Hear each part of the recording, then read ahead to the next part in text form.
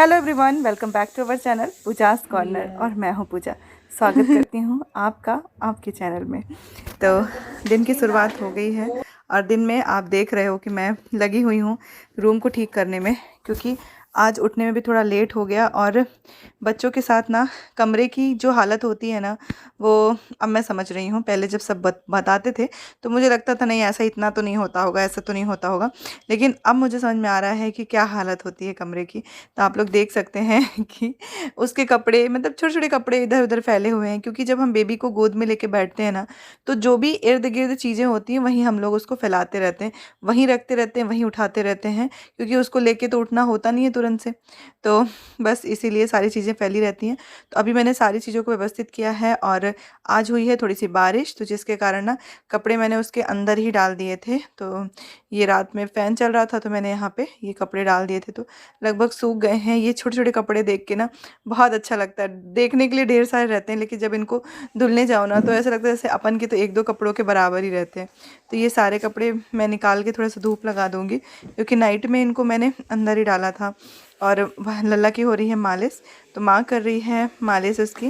और ये देखिए थोड़ी थोड़ी धूप आ गई है बालकनी में, तो मम्मा यहीं पे बैठ गई है और उसकी मालिश में लग गई हैं। तो सुबह का बिल्कुल फिक्स्ड इनका टाइम रहता है कि 8 बजे तेल लगाना है तो लगाना है। मम्मी ने कुछ खाना प्रिपेयर कर दिया है, अब जो बचा है वो आगे मैं करूँगी। तो अल्टरनेट, मतलब कुछ मम्मा कुछ मैं, ऐसा करके हो जाता है। और ये मैं बेटू के सारे कपड़े इसी में रहते हैं, तो ये 2 मैंने ऐसी बकेट बना के रखे हैं जिनमें इनके कपड़े रख देती हूँ।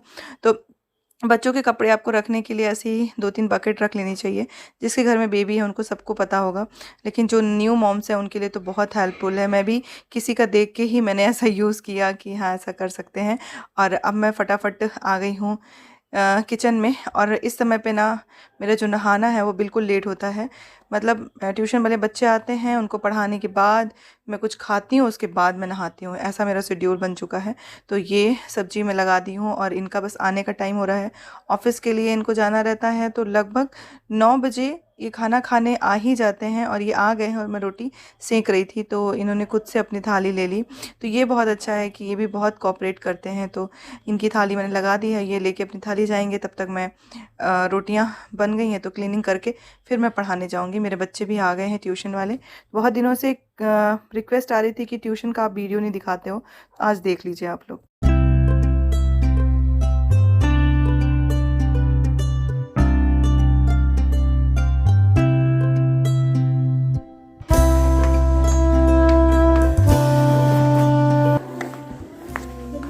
Good morning, good morning, good morning.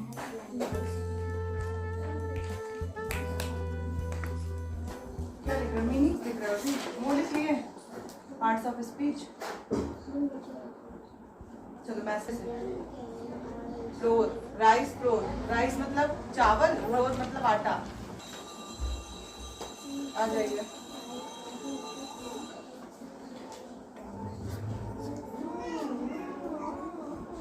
Good morning. Good morning. कहाँ पे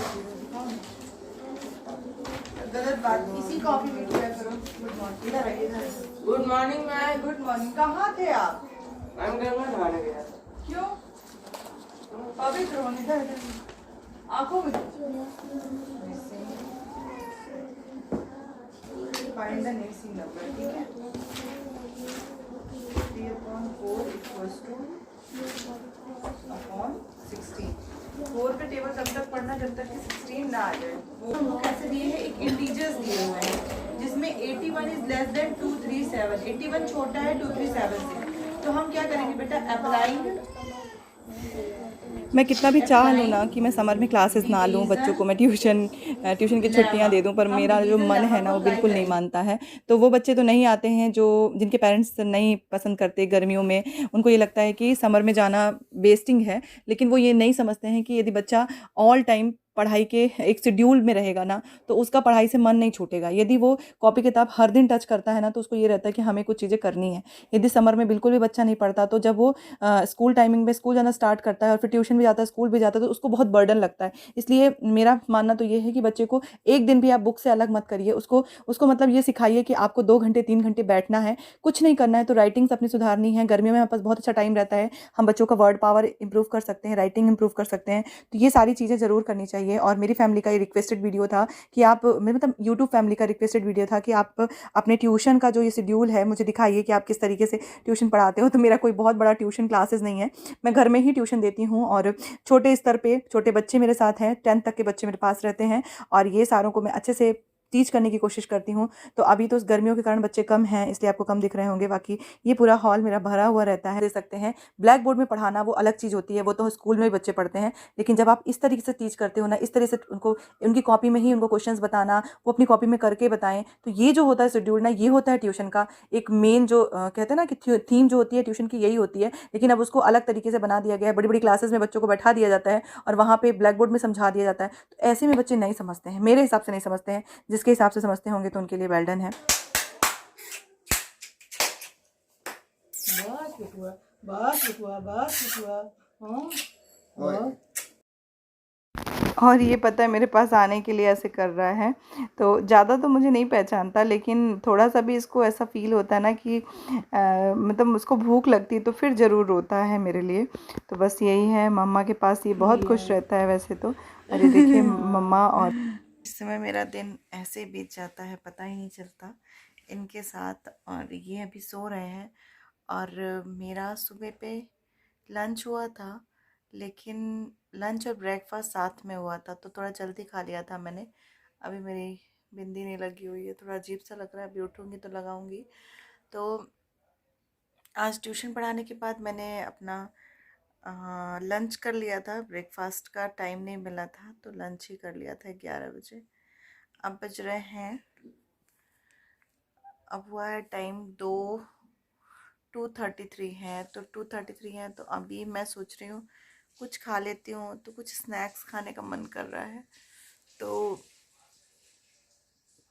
चलिए किचन में चलते हैं, कुछ बनाते हैं। मुझे कुछ तीखा खाने का मन है, तो उसके लिए चॉपिंग करनी पड़ेगी।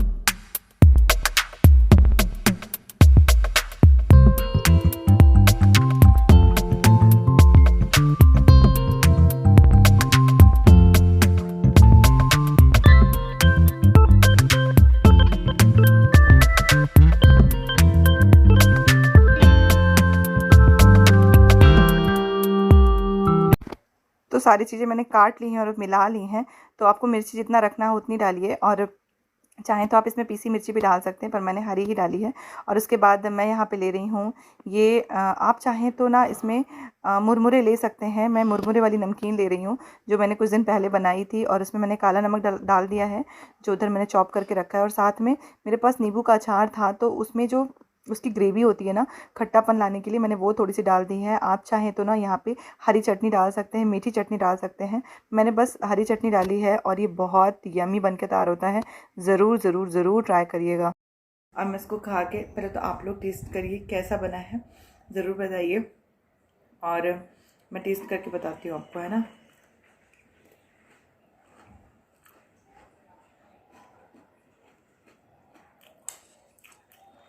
सो यमी, बहुत टेस्टी है, बहुत ज़्यादा।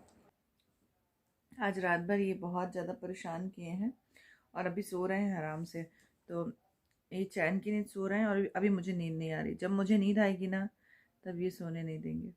कोई बात नहीं, जगूंगी फिर से। और कल इतना हेड पेन हो रहा था, फिर भी इनको नींद नहीं आ रही थी, तो मुझे जगना है, तो इनके साथ मैं जग रही थी। अब मुझे नींद नहीं आ रही है, तो थोड़ा सा खा लेती हूँ, फिर सोने की कोशिश करती हूँ, शायद नींद आ जाए, क्योंकि थोड़ा चटपटा सा खाऊंगी तो बहुत अच्छा सा फील होगा।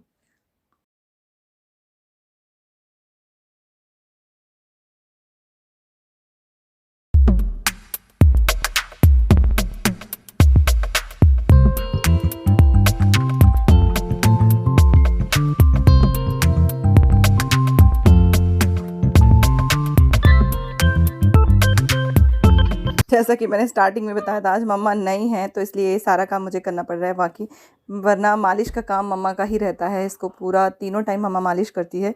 तो आज मैं कर रही हूँ मालिश लल्ला की, और वो जितना ही मुझे परेशान करने में लगा हुआ था, और मैं थोड़े थोड़े उसकी मतलब पहले मैंने सारे कपड़े उसके नहीं निकाले, वरना वो समझ जाता कि मालिश कर रही है। तो धीरे धीरे मैं इसकी मालिश कर दूँगी। और आप वीडियो पसंद आया हो तो चैनल को सब्सक्राइब कर लीजिए। Thank you for watching.